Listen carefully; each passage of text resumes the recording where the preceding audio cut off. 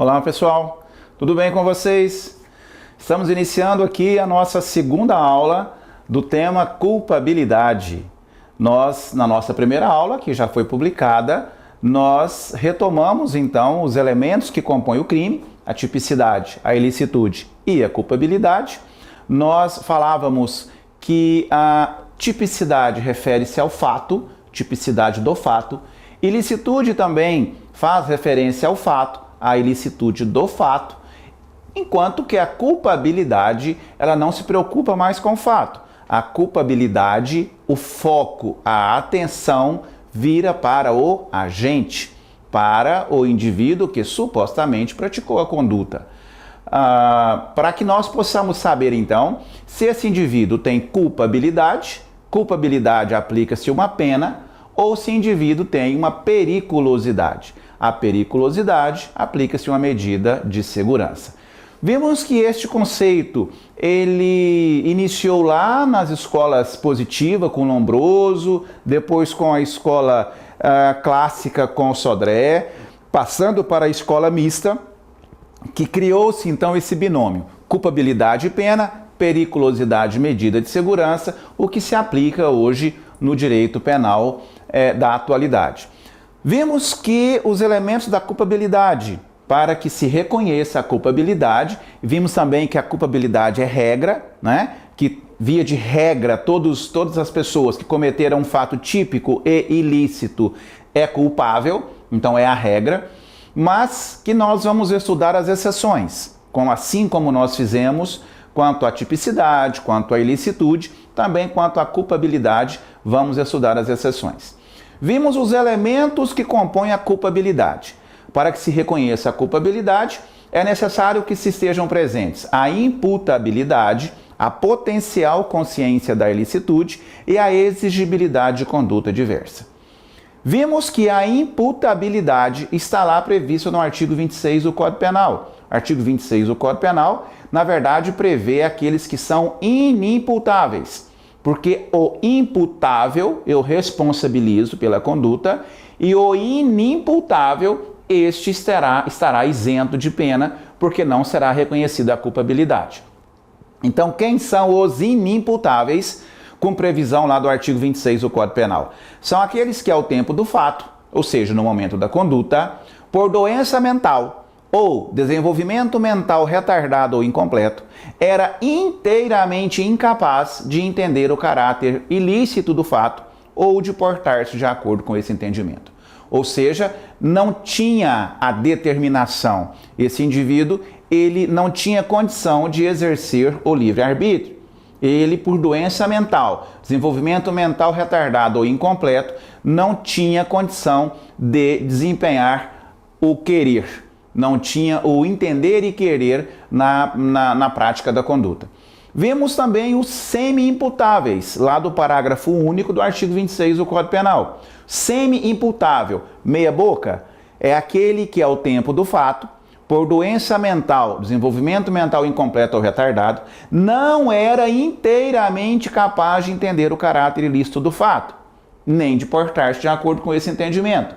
Esse indivíduo será condenado, porque ele é semi-imputável, será condenado com a pena diminuída de 1 a 2/3. Isso é o que prevê o parágrafo único do artigo 26 do Código Penal. Senhores, vimos também as excludentes da imputabilidade. O que exclui a imputabilidade? A doença mental, o desenvolvimento mental incompleto, o desenvolvimento mental retardado e a embriaguez completa proveniente de caso fortuito ou força maior, né? Vimos que a embriaguez patológica, ela é analisada como se fosse uma doença mental, e quando também falávamos de embriaguez, não estou me referindo simplesmente à embriaguez alcoólica, embriaguez por qualquer substância psicotrópica, né? Falamos também com relação a quem são as pessoas consideradas com desenvolvimento mental retardado, né, que são os oligofrênicos, aqueles que possuem debilidade, imbecilidade e idiotice, na ordem decrescente de graus de inteligência. Falamos que essas pessoas provavelmente nunca irão adquirir a sua condição mental. E falamos do desenvolvimento mental incompleto, tratando-se de menores de 18 anos e silvícolas. Os menores de 18 anos, quando completarem a maioridade, eles irão adquirir a sua maturidade mental e a partir daí poderão ser responsabilizados pelos seus atos. Os silvícolas são aquelas pessoas que vivem, que não têm contato com a sociedade, são as pessoas que vivem no meio do mato, né? Via de regra, os índios que não têm contato com o homem branco, e esses silvícolas também são considerados inimputáveis. Agora, senhores, nem todo índio é silvícola e nem todo silvícola é índio, né? Se eu tenho um índio que ele já está habituado com a sociedade, então esse índio ele é considerado normalmente imputável, né? Nós temos índio deputado, tínhamos lá o Juruna, deputado federal, né? Temos um monte de índio que é vereador aí nas cidades próximas das aldeias, enfim, né? Só porque o indivíduo é índio não quer dizer que é silvícola ou que é inimputável, não é? Muito bem, então nós agora estamos dando continuidade à nossa segunda aula sobre culpabilidade, onde o nosso foco é o agente, para que nós possamos saber se o agente é ou não é imputável, se o agente tinha ou não tinha potencial consciência da ilicitude, e se no momento da conduta, com as circunstâncias que envolveram o fato, se o Estado pode ou não pode exigir que aquele indivíduo, o agente, tivesse uma conduta diferente daquela que ele teve. Tudo bem, senhores? Vamos então para o nosso quadro agora, para que nós possamos dar sequência então à nossa segunda aula sobre culpabilidade. Vamos lá. Muito bem, senhores. Estamos analisando então a imputabilidade, né? Já vimos que todos nós, via de regra, somos imputáveis, então nós vamos estudar quem é o inimputável. E já vimos que o inimputável é o indivíduo que, por doença mental, desenvolvimento mental retardado ou desenvolvimento mental incompleto, era, ao tempo do fato, inteiramente incapaz de entender o caráter ilícito do fato e de portar-se de acordo com esse entendimento. Bom, mas chamo a atenção para vocês. O indivíduo que tinha doença mental ou desenvolvimento mental retardado, esse indivíduo, eu preciso aferir, eu preciso medir o grau de debilidade desse indivíduo para me identificar, para que eu possa identificar se esse indivíduo era, ao tempo do fato, inteiramente incapaz de entender o caráter ilícito do fato ou parcialmente incapaz. Ou se essa patologia não interferiu em nada na conduta praticada pelo agente. Para isso, eu preciso medir o grau de debilidade desse indivíduo, né? Já vimos que eu tenho o inimputável, que é o do artigo 26, o inteiramente incapaz, e eu tenho o semi-imputável. O inimputável vai ser absolvido, porque o inimputável não comete crime, né? Por que ele não comete crime? Porque ele é inimputável, está faltando um elemento da culpabilidade, que é a imputabilidade. Assim eu não tenho culpabilidade, assim eu não tenho crime. Por isso que menor não comete crime, porque ele é inimputável, porque ele tem o desenvolvimento mental incompleto. Certo, senhores? Mas não basta ter a patologia, é necessário ainda o preenchimento de alguns requisitos. Então nós vamos estudar a partir de agora os métodos de aferição, como faço para medir o grau de debilidade mental desse indivíduo, para que eu possa identificar se ele é inimputável, se ele é semi-imputável, se ele for semi-imputável ele é condenado com a pena diminuída, ou se essa patologia foi indiferente em relação à prática da conduta. Tudo bem, senhores? Vamos lá então.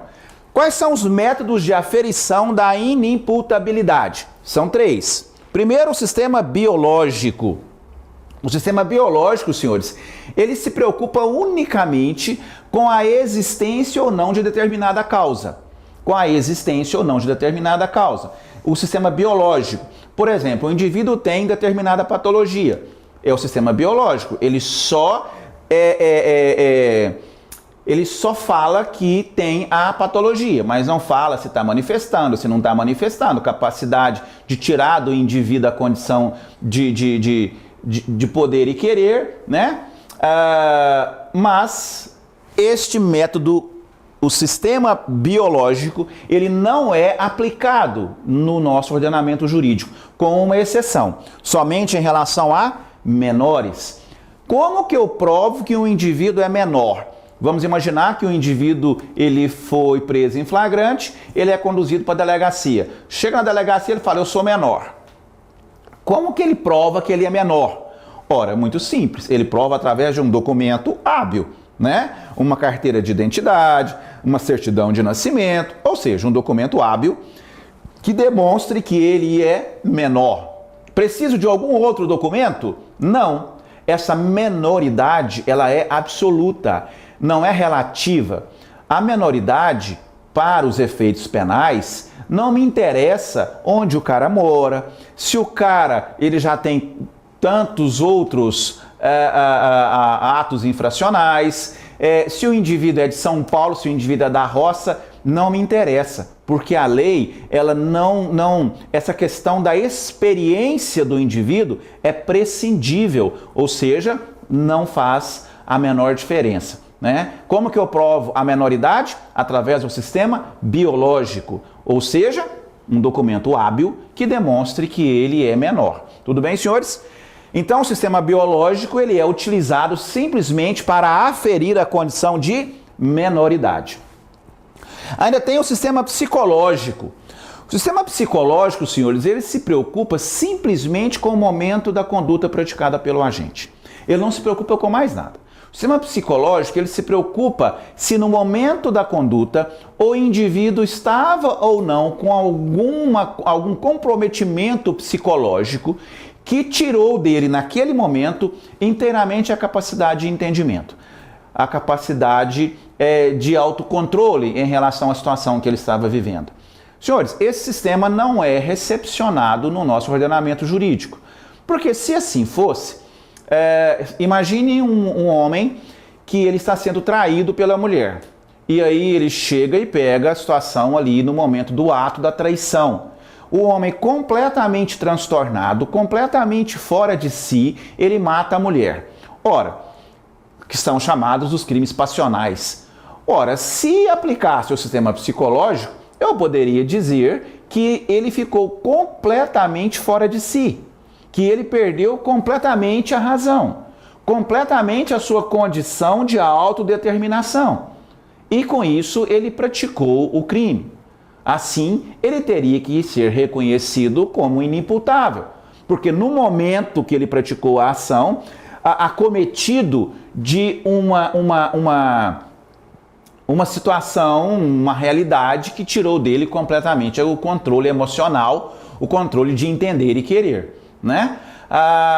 Então, esse tipo de sistema de aferição não se aplica no nosso ordenamento jurídico. Então, eu aplico o biológico? Sim, somente para aferir a menoridade.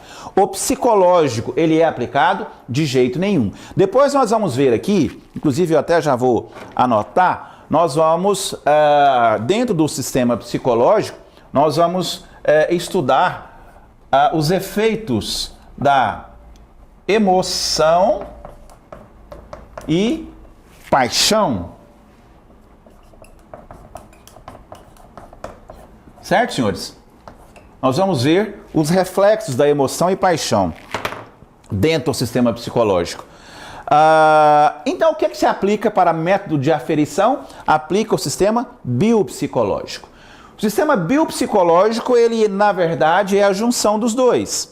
O sistema biopsicológico, ele analisa o sistema biológico, ele pega parte do biológico, que é a situação de que se o indivíduo tem ou não a patologia, ou seja, ele pega parte do biológico, ele pega parte do psicológico, porque ele analisa se o indivíduo tinha ou não a patologia e se essa patologia estava manifestando no momento em que ele praticou a conduta. Então, o sistema biopsicológico, ele tem 3 requisitos para que seja aferido no momento do exame judicial. Quais são esses 3 requisitos? Primeiro, causal. O causal é exatamente a questão biológica. Se ele tem a causa, se o indivíduo é doente mental, se o indivíduo possui desenvolvimento mental retardado. Senhores, olha para mim. A questão de um indivíduo possuir, de ele ser possuidor de uma patologia, ele ter desenvolvimento mental retardado, só isso já o torna inimputável? A resposta é não. Não. Se o indivíduo ele é doente mental, só por esse fato ele já o torna inimputável? Não. Eu preciso da soma desses 3 requisitos. E tem que ter a causa somada ao sistema cronológico, somado ao sistema consequencial. Ora, é preciso que tenha os 3. Então é necessário que ele tenha a patologia, ou seja, desenvolvimento mental retardado ou doente mental. É necessário que essa patologia ela esteja manifestando no momento da conduta praticada pelo agente. Imagina um cara bipolar, né? Ora, essa bipolaridade, ela tem que, no momento da conduta praticada pelo agente, elas têm que estar se manifestando, né? Então, ele tem que ter a patologia, ou seja, o requisito causal. A patologia, no momento da prática da conduta, tem que estar se manifestando e o fato de ter a patologia, o fato de ela estar se manifestando, consequencialmente, por consequência, tirou do indivíduo inteiramente a capacidade de entender e querer. Tudo bem, senhores? Olha que eu estou analisando aqui o sistema biopsicológico, né, que é um método de aferição da inimputabilidade, sistema biopsicológico, e ele se divide em 3 requisitos. Causal, eu preciso ter a patologia. Cronológico, essa patologia tem que estar se manifestando no momento da conduta. E consequencial, em consequência disso, de ter a patologia, de ela estar se manifestando, tirou do agente inteiramente a capacidade de entender e querer. Se tirou do agente inteiramente a capacidade de entender e querer, ele é inimputável. Se tirou do agente parcialmente a capacidade de entender ou querer, ou seja, ele não era inteiramente capaz de entender o caráter ilícito do fato, então esse agente é semi-imputável. Se ele for inimputável, absolvido, não comete crime. Se ele for semi-imputável, condenado, comete crime com a pena diminuída de 1 a 2/3. Senhores, deixa eu só fazer para vocês aqui, deixa eu colocar isso aqui, para ficar bem claro isso, porque o povo confunde um pouco essa situação. Olha aqui. Tem 2 situações. Primeiro, o agente era inteiramente incapaz. Certo? Inteiramente incapaz. Ou seja, Código Penal, artigo 26, caput. Certo, senhores? O agente era inteiramente incapaz. Se ele for inteiramente incapaz, ele é o quê? Inimputável. Inimputável. Esse cara tem que ser o quê? Absolvido. Por que tem que ser absolvido? Porque ele não comete crime. Absolvido. E aí, solto ele? Lógico que não. O que eu faço com ele? Aplico uma medida de segurança. É o que se chama aqui de absolvição imprópria. Ele é absolvido, mas não é solto. Ele é absolvido, mas é internado no manicômio judiciário, por exemplo, né? Nós vamos estudar ainda a aplicação das medidas de segurança. Tá. Agora, uma outra situação é eu dizer que o agente não era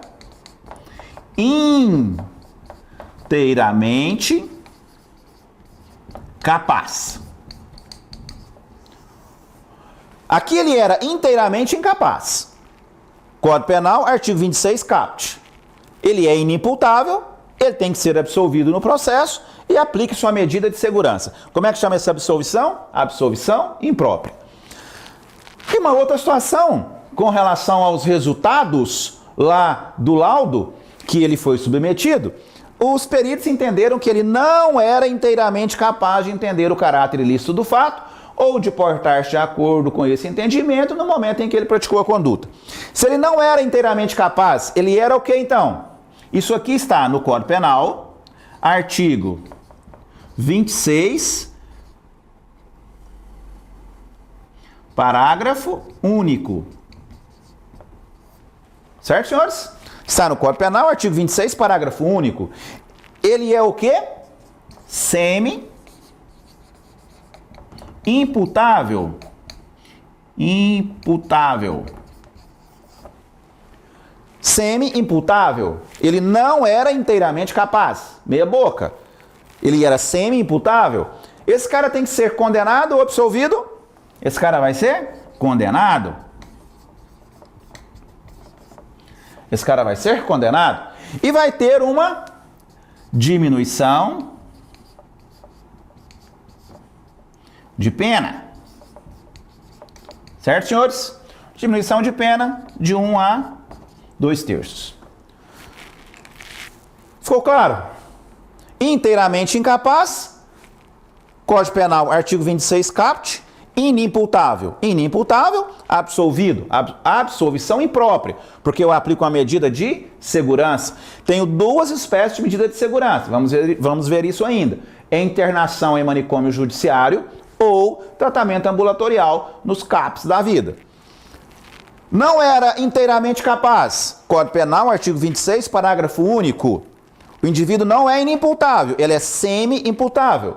Ele é condenado com um caso de diminuição de pena de 1 a 2/3. Tudo bem, senhores? Como é que eu faço? Vamos imaginar que eu sou advogado de um indivíduo que eu entendo que ele não é, né, que ele não regula das ideias, que eu entendo que ele é meio barará da cabeça. Como é que eu faço, então, para provar isso? Ou como é que eu faço para que seja realizado esses exames? Senhores, existe um remédio jurídico, ou seja, existe um pedido que se faz, que pode ser feito pelo advogado de defesa, pode ser feito pelo Ministério Público, pode ser feito pela autoridade policial. Esse pedido pode ser feito pelo ascendente, pai, avô, pode ser feito pelo descendente, às vezes os filhos, né, do réu, pode ser feito pelo irmão, pelo cônjuge do acusado, ou pode ser determinado que se faça de ofício pelo próprio juiz. Esse remédio jurídico chama incidente de insanidade mental. Incidente de insanidade mental. Vamos imaginar que o cara foi preso e o cara não regula. Então, se o cara não regula, qualquer uma dessas pessoas pode pedir que se faça o exame de insanidade mental nele. Quem são essas pessoas? O advogado dele, o representante do Ministério Público, o curador. Vamos imaginar que esse cara já tem até um curador, que já seja interditado, enfim, então o próprio curador. Ascendente, pai, avô, descendente, filho, neto, esposa, irmão, qualquer uma dessas pessoas, ou o juiz, mesmo sem provocação de ninguém, ele pode determinar que se faça o exame pericial. Tá, mas vamos imaginar que coube ao advogado fazer o pedido.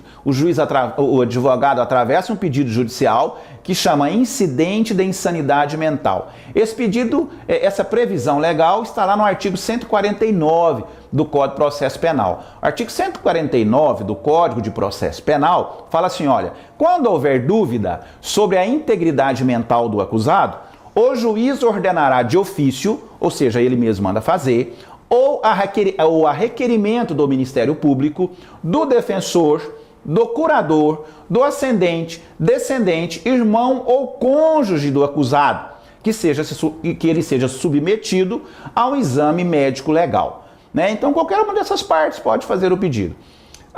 O parágrafo 1º do artigo 149 do Código de Processo Penal fala assim, olha, o exame poderá ser ordenado ainda na fase do inquérito, mediante representação da autoridade policial. Ou seja, o cara chegou na delegacia e o próprio delegado, as pessoas ali já perceberam que ele não é certo, o próprio delegado já pode pedir ao juiz representar pela realização do exame de insanidade mental do indivíduo. O parágrafo 2º fala assim, olha, o juiz nomeará curador ao acusado quando determinar o exame. Ou seja, imagina que o cara não tem curador, o cara é doido. O juiz determinou que se faça o exame. Tá, e alguém tem que representar esse indivíduo no processo. Quem que vai representar? O juiz já nomeia um curador, que representa o réu no processo, porque o réu foi fazer exame. Certo, senhores? Então, o juiz nomeará curador ao acusado quando determinar o exame, ficando suspenso o processo. Se o processo já começou, se já tem a ação penal, o processo fica suspenso, salvo quando as diligências que se fizerem necessárias para prejudicar o andamento do processo. Às vezes tem alguma prova para ser colhida, que não pode esperar, né? Então colhe-se aquelas provas de urgência ou emergência e no mais o processo fica suspenso esperando o resultado do exame. Óbvio, né, senhores? Até porque vocês imaginam bem, que adianta eu tocar um processo se eu dependo do resultado do exame? Dependendo do resultado do exame, se o indivíduo for considerado inimputável, o processo segue um caminho.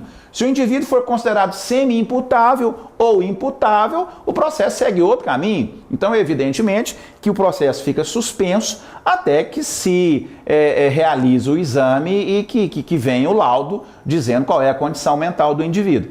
Esse exame não durará mais do que 45 dias, salvo se os peritos necessitarem e requererem em juízo a dilação desse prazo. O juiz pode ordenar, então, que esse prazo seja dilatado. Isso tem essa previsão legal lá no artigo 150, parágrafo 1º, que fala que o exame não durará mais de 45 dias, salvo se os peritos demonstrarem a necessidade de maior prazo. O parágrafo 2º do artigo 150 fala assim, olha, se não houver prejuízo para a marcha do processo, o juiz poderá autorizar que sejam os autos, ou seja, o processo, entregue aos peritos para facilitar o exame. Então pega o processo, que já está suspenso, entrega para os peritos, diga assim, olha, vai lá e faz este exame. Tudo bem, senhores?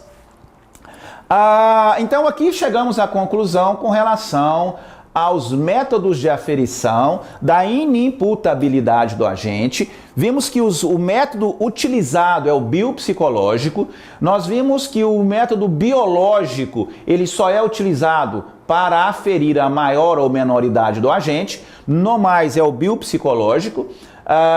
E aí são esses os métodos de aferição. Uma outra questão que eu quero dizer para vocês, senhores. Veja bem, o juiz,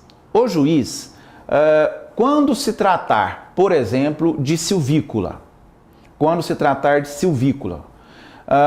qual é o exame que se realiza para saber se um determinado índio ele tem ou não tem essa intimidade, ou conhece ou não conhece a cultura do branco, para saber se esse suposto silvícola ele é ou não selvagem, né? Então, senhores, realiza-se um exame, não esse biopsicológico, mas é um exame mais social, né? E que é feito este exame não por peritos, mas por assistentes sociais, para saber se esse cara ele tem ou não tem intimidade com a cultura dos brancos, ou seja, com a sociedade.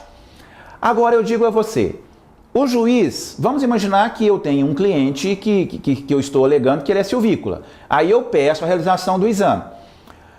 E aí o juiz, ele nega a realização do exame e ele condena o meu cliente. Ora, houve cerceamento de defesa, porque eu requeri a realização do exame para aferir se o cara é ou não silvícola, e o juiz nega o exame e condena o meu cliente. Houve cerceamento de defesa, senhores? Não. Por que não? Porque quanto à aferição de um indivíduo ser ou não silvícola, o próprio juiz, ele já pode analisar isso de acordo com a audiência que ele realizou com o cara. Imagine um cara que fala a língua portuguesa, que entende o português, que fala o português. Ele aprendeu isso onde? Lá no meio do mato? Aqui não foi. Né? Imagine um cara que ele está sendo acusado de ser líder de uma organização criminosa. Como assim, ué? Como que o cara vai ser líder de uma organização criminosa? Ele está sendo acusado de ser líder de uma organização criminosa e vai dizer que não conhece a cultura dos brancos? Como assim, ué? Né?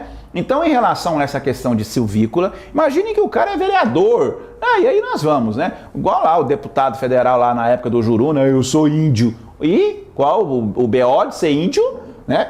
Então, senhores, essa situação de analisar se o cara é ou não silvícola, se preenche ou não os requisitos de ser silvícola, não é obrigatório a realização do exame para condenar. Agora, é obrigatório a realização do exame para absolver, se o juiz for absolver o cara que está sendo acusado, que está argumentando que é silvícola. O juiz vai absolver o cara entendendo que ele é inimputável. O juiz pode absolver sem a realização desse exame social? Não. O juiz, para absolver, ele precisa do exame, para que os assistentes sociais digam que ele realmente não tem o menor conhecimento da cultura dos brancos. Então, olha que aqui é o contrário, né? Porque via de regra, para condenar eu preciso, para absolver não. Aqui é o contrário. Para condenar o juiz, não precisa, porque ele pode analisar por outros meios que o cara, sim, ele sabe o que ele está fazendo. Agora, para absolver e dizer não, realmente ele não sabe o que está fazendo, ele precisa do exame dos agentes sociais. Falamos aí dos elementos que excluem a imputabilidade, certo? Quais são os elementos que excluem a imputabilidade? Doença mental, desenvolvimento mental retardado, desenvolvimento mental incompleto e a embriaguez completa proveniente de caso fortuito ou força maior. Né? Vimos os métodos de aferição que identificam o grau de debilidade do agente. Vimos que eram 3 métodos, né? Biológico, psicológico e biopsicológico. Vimos que o método biológico só se aplica ao menor, né? O método psicológico não se aplica de jeito nenhum, emoção e paixão. Depois nós vamos ver essa questão específica de emoção e paixão. E nós vimos que o que se aplica é o biopsicológico. E o biopsicológico, ele une o sistema biológico com o psicológico, vira biopsicológico. E aí tem 3 requisitos dentro do sistema biopsicológico. Quais são os requisitos? Causal, cronológico e consequencial. Causal, o indivíduo tem que ter a patologia. Ele tem que ter desenvolvimento mental retardado, ele tem que ter uma doença mental, ou seja, ele tem que ter a causa. Basta ter a causa? Não. É necessário que esta causa, essa patologia, esteja se manifestando no momento da prática da conduta, ou seja, cronológico. Basta que tenha a causa e que esteja manifestando no momento da conduta? Não. É necessário ainda que tenha o critério consequencial, ou seja, tem a causa, estava manifestando no momento da conduta e por essas razões tirou dele inteiramente a capacidade de entender e querer. Se isso aconteceu, inimputável. Tá, vimos que eu tenho o imputável e o semi-imputável. O semi-imputável é que ele tem a patologia, estava se manifestando no momento da conduta e que tirou dele parcialmente a condição de entender ou querer. Ou seja, ele não era inteiramente capaz. Com isso, ele é inimputável? Não, ele é semi-imputável. Tem que ser condenado e a pena diminuída de 1 a 2/3. Tudo bem, senhores? Vamos falar agora então do assunto embriaguez, né?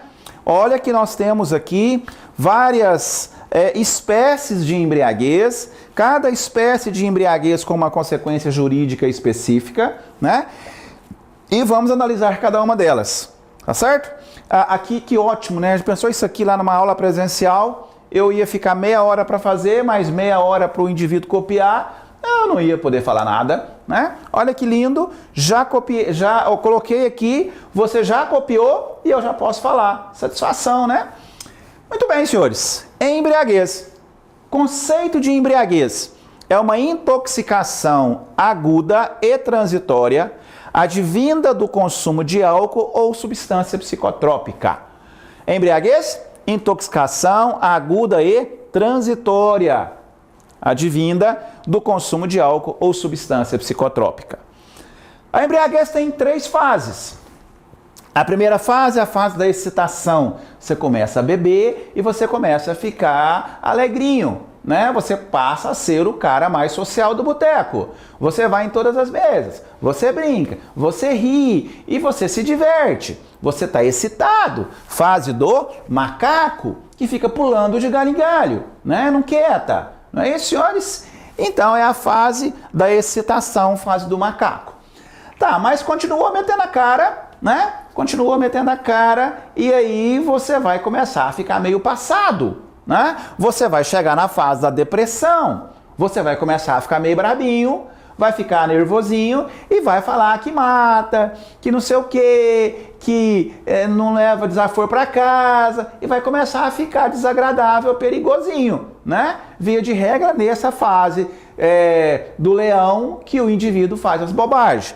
Então a segunda fase, fase da depressão, fase do leão. Vamos torcer para que você não tenha feito nenhuma bobagem, continua metendo a cara na pinga. O que vai acontecer? Você vai chegar na fase do sono, vai pranchear, né? E vai chegar na fase do porco. Certo, senhores?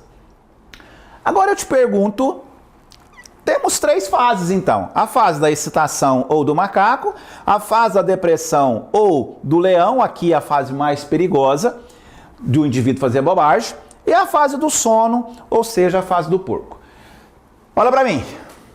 O indivíduo na fase do sono profundo, o indivíduo na fase do porco, comete crime, senhores? Não, aí quando eu pergunto isso em sala de aula, tem alguns que falam assim, comete, ele está dirigindo, aí ele dorme e aí ele se envolve num acidente. Pelo amor dos meus filhinhos, nossa! Meu querido, quando ele começou a prática da conduta, ele não estava dormindo. Eu quero saber se ele já está dormindo. Depois dele estar dormindo, ele comete algum crime. Aí a pessoa ela esquece que a conduta tem 3 fases, tem 3 formas de conduta. Tem a conduta comissiva, omissiva e comissivo-omissiva.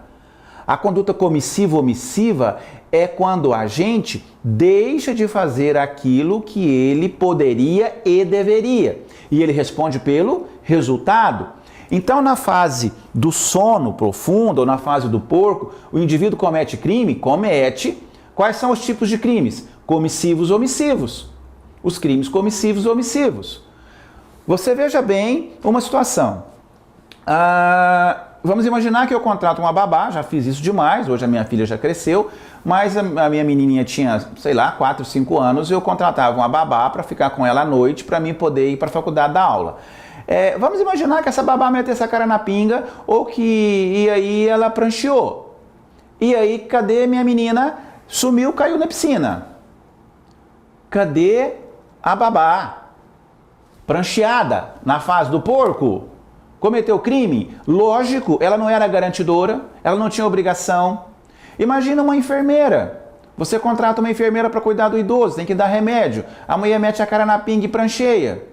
Né? Sabe o que acontece demais? Imagina uma situação de um casal brigando e eles têm um bebezinho. Né? Um bebezinho, sei lá, de 2 meses. E aí o casal briga e o homem sai da casa. Fala que vai embora, larga da mulher. E aí a mulher, para afogar as mágoas, ela mete a cara na pinga, lá na casa dela. E o bebezinho tá lá dormindo na cama do casal. Ela mete a cara na pinga, ela deita do lado do bebezinho. Aí ela prancheou. E à noite ela vira por cima do bebê. E mata o bebê sufocado. E aí, senhores? Ela cometeu crime? É óbvio. E qual era a situação dela? Ela estava embriagada, né? Estava na fase do porco, na fase do sono profundo, e mesmo assim cometeu um crime, não é isso? Muito bem, então, são essas 3 as fases da embriaguez, a fase do macaco, do leão e do porco. Quais são as espécies de embriaguez? Eu tenho a espécie não acidental, acidental, patológica, que é aquela que nós já vimos, que nós falamos inclusive que se assemelha à doença mental. Vamos estudar um pouco mais aqui a embriaguez patológica e a embriaguez pré-ordenada. Então são 4 as espécies de embriaguez: a não acidental, acidental, patológica ou pré-ordenada. A embriaguez não acidental, ela pode ser dolosa ou culposa. Como que uma embriaguez ela é dolosa ou culposa? Embriaguez dolosa. O cara sai de casa e fala, hoje eu vou tomar todas. Vou tomar todas. Hoje eu vou voltar para casa miando. Ou seja, o cara já sai de casa com a intenção de embriagar. Tem cara que fala assim, não, eu bebo para ficar ruim. Se fosse para ficar bom, eu tomava remédio, né? Então o cara já sai de casa com a intenção de meter a cara mesmo e voltar o pior possível. Embriaguez dolosa. Embriaguez culposa. Eu chego no boteco, né, sento na mesa e aí começo a bater papo e beber. E vou bebendo, e vou bebendo. E começa a ficar ruim, mas vou continuar bebendo. Ou seja, eu fui imprudente. Não bebi com moderação. Meti a cara na pinga.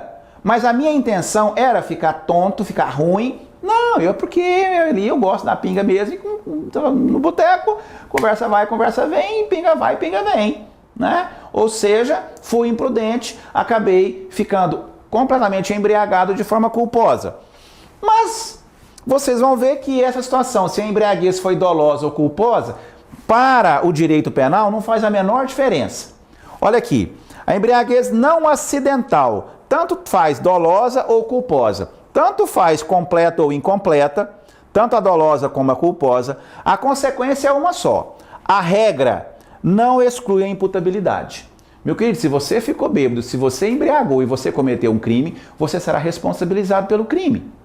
Tá certo? Você será responsabilizado pelo crime. E quando eu falo um crime, assim, não estou nem falando nos crimes de direção de trânsito, né? Porque o fato de você estar embriagado, aí o problema é muito maior. Mas uma situação onde você cometeu um crime usando um outro instrumento do crime que não um veículo, né? Então, vamos supor que você mata o cara, dá um tiro no cara e depois você fala que estava bêbado. Não vai fazer a menor diferença para o direito penal. Então, olha aqui, a embriaguez, por que ela é não acidental? Porque você não ficou bêbado por acidente, você ficou bêbado porque você estava bebendo com as suas próprias mãos. Ou você saiu de casa para ficar bêbado, ou você ficou bêbado no meio do caminho, tanto faz dolosa ou culposa, tanto faz se ela é completa ou incompleta, via de regra, não exclui a imputabilidade. Tem uma exceção, como tudo no direito penal tem exceção. A exceção exclui a imputabilidade se imprevisível o resultado. Nossa! Você bebeu, tá vendo que não me interessa se é dolosa ou culposa, a consequência é a mesma. Dolosa ou culposa, regra, não exclui a imputabilidade, exceção, exclui a imputabilidade se imprevisível o resultado. Exemplos. Imagine bem este exemplo clássico de doutrina, me parece assim meio, como é que eu vou dizer, meio fantasioso, né? Meio impossível de acontecer, mas não interessa e eu acho que vai dar bem para você entender a questão e depois você aplica, você sabendo, porque nós sempre, por exemplo, temos que usar um caso assim extremo, né? Uma situação extrema, porque aí depois fica fácil de você colocar as outras questões que podem cair para você lá na OAB, nas nossas provas orais ou nas nossas provas escritas. Você tem uma referência de um caso extremo e aí você depois é só fazer as comparações. Então vamos lá para o caso extremo. De uma embriaguez dolosa, completa e que acabou excluindo a imputabilidade porque o resultado era imprevisível. Então imaginamos um casal de namorado. A mulher é poderosa e o cara, ele é meia colher, mas ele é mais fraco, bem mais fraco. Mulher é poderosa. Aí o casal de namorado e o cara termina com a mulher, certo? Ele vai lá e fala, não quero você mais, vamos dar um tempo, o nosso relacionamento não está bom, enfim, ele termina o relacionamento e vai embora. A mulher, não sei o quê, ele larga ela lá pitimbando e vai embora. Certo? Nós homens não fazemos isso, né? Mas vamos imaginar que tenha um que faça isso aí, que acaba com o relacionamento lá com a mulher.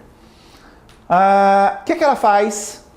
Ela, magoada, mete a cara, ela magoada, e aí essa mulher, ela é poderosa, ela é riquinha e ela tem uma casa lá da cabana, lá no alto da montanha.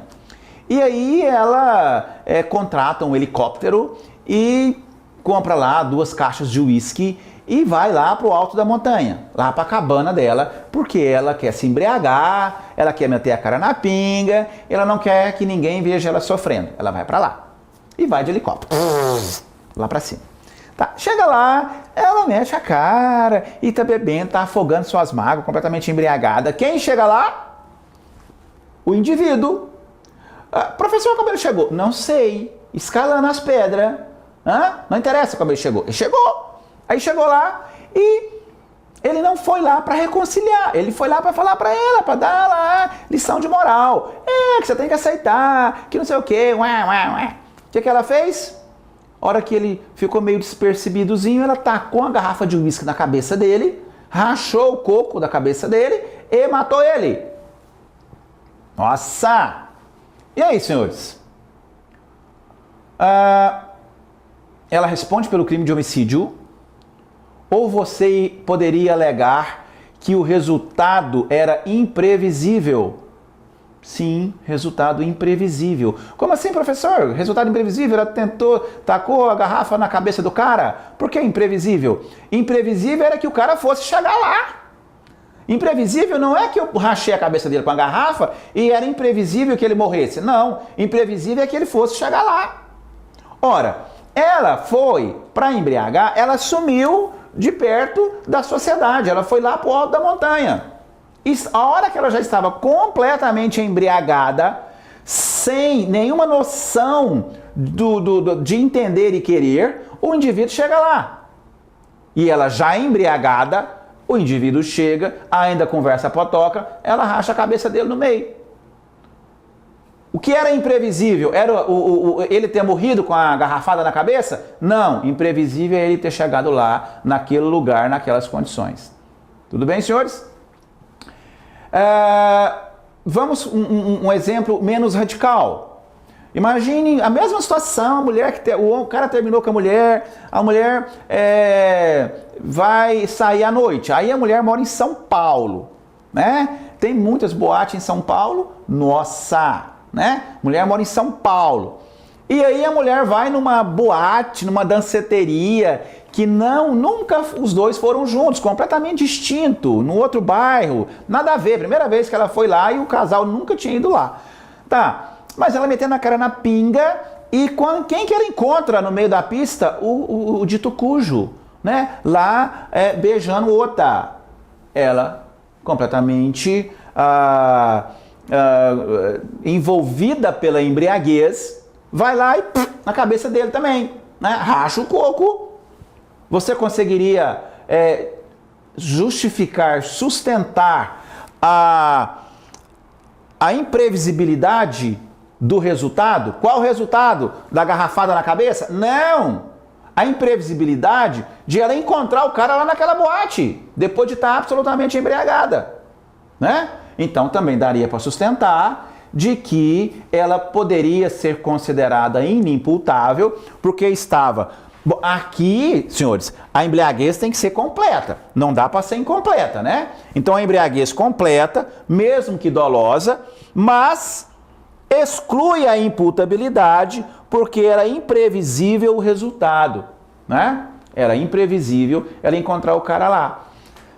Vamos trazer o exemplo, são 3 situações, uma lá em cima da montanha, outra numa boate em São Paulo. Agora vamos pegar a mesma situação, trazer para Quirinópolis, Paranaiguara, São Simão, Caçu, Santa Vitória, né? Inaciolândia, Maurilândia, né? Enfim, se eu esqueci alguma lândia aí, vocês por favor me perdoem. Deixa eu ver se eu esqueci. Ipiaçu, né? Enfim. Quantas boates tem nesses lugares? Aí só tem uma. E aí você briga, termina, mete a cara na pinga e vai pro único lugar da cidade. Quem que você encontra lá? Lógico, o indivíduo, aí só tem lá para ir, né? Era imprevisível que você encontrasse ele lá? Como assim, meu querido?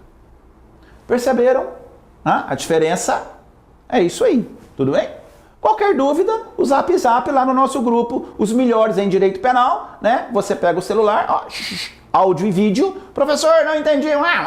Aquela situação lá, né, que o Marcinho vai lá e responde para você, beleza? Aliás, estou devendo uma resposta para a Lara e vou responder em breve. Tá bom, Larinha? Desculpa.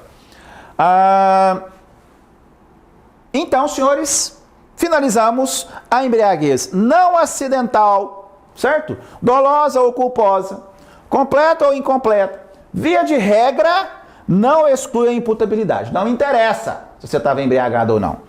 Exceção, exclui a imputabilidade se imprevisível o resultado. Beleza? Alright? Embriaguez acidental. Essa aqui até nós comentamos na aula passada. Ela pode ocorrer de duas formas. Caso fortuito ou força maior. Também ela pode ser completa ou incompleta. Aqui a situação de completa ou incompleta, vocês estão vendo que faz toda a diferença. Embriaguez completa tirou inteiramente a condição de entender e querer do cara. Embriaguez incompleta, tirou mais ou menos. Lembra do inimputável e do semi-imputável? É a mesma comparação. Completa, inteiramente incapaz. Incompleta, não era inteiramente capaz. Tá. Embriaguez acidental por caso fortuito. Caso fortuito, indivíduo andando caiu num tonel de vinho. Falamos na aula passada. Caiu num tonel de vinho, tá afogando lá, bebendo vinho. Né? Aí as pessoas correm, tiram ele lá de dentro e ele fica louco, querendo voltar para trás. Né? E vai lá, mata um. Nossa, professor, que ridículo esse exemplo. Meu filho, se você aprender esse, tudo que colocar a partir daí você consegue fazer uma analogia, pegar como referência. Alright? Então, ó, caso fortuito, caiu num tonel de vinho. Embriaguez completa. Se ele cometer algum crime, exclui a imputabilidade, isento de pena. Embriaguez incompleta, redução, ele é condenado e a pena é diminuída de 1 a 2/3. Força maior, alguém colocou você por coação física, ou será porque cargas d'água, ou boa noite Cinderela, colocou alguma coisa na sua bebida, né? Lembrando mais uma vez que embriaguez, nós não estamos falando aqui só de álcool, né? Porque a embriaguez ela pode ser por álcool ou por substância psicotrópica. Então, uma embriaguez acidental por força maior, uma boa noite Cinderela, alguém coloca alguma coisa na bebida, enfim. Também ela pode ser completa ou incompleta. Se ela for completa, exclui a imputabilidade, isento de pena. Se ela for incompleta, redução de 1 a 2/3 da pena. Tudo bem, senhores? Então, embriaguez não acidental e acidental. Não acidental, dolosa e culposa. Via de regra, indiferente, responde pelo crime. Embriaguez acidental, caso fortuito ou força maior, tanto faz. Se completa, exclui a imputabilidade. Se incompleta, reduz a pena de 1 a 2/3. Embriaguez patológica. Essa embriaguez patológica temos que abrir um parêntese para que nós possamos falar dela. A embriaguez patológica, via de regra, equipara-se a doença mental, certo? Equipara-se a doença mental. E como é que é essa embriaguez patológica, senhores? Lembra que eu contei ontem a situação do cara ali perto da minha casa que enfiou a faca lá no cara, no fígado do indivíduo, no fortão lá, quase matou ele, na aula, falamos isso na aula passada? Então, aquele cara foi absolvido, foi considerado inimputável por conta da embriaguez patológica. É um dependente químico que, dadas as razões, né, que nós falamos na nossa aula passada, ele foi considerado inimputável. Então, imagina um ébrio, né? Um cara que fica o tempo inteiro bêbado, caído na calçada. Embriaguez patológica, ele é doente, né? E aí, vem lá, sabe aquele cara chato? Eu conheço um cara chato, não sei se, imagino que todos nós conhecemos um chato, e que fica lá chutando bêbado, que fica lá humilhando o cara, que fica lá mandando o cara ir trabalhar, o chato, né? Imagine que aí esse cara foi lá, provocou, e largou o bêbado, virou as costas e foi conversar não sei com quem. O cara levantou lá, o bêbado, né? Pegou qualquer trem, lá, qualquer objeto, e deu na cabeça do chato. Rachou o coco. Certo, senhores? E aí, dá para absolver esse cara que pegou o outro pelas costas, pegou na traição e rachou a cabeça dele no meio? É possível, né? É possível.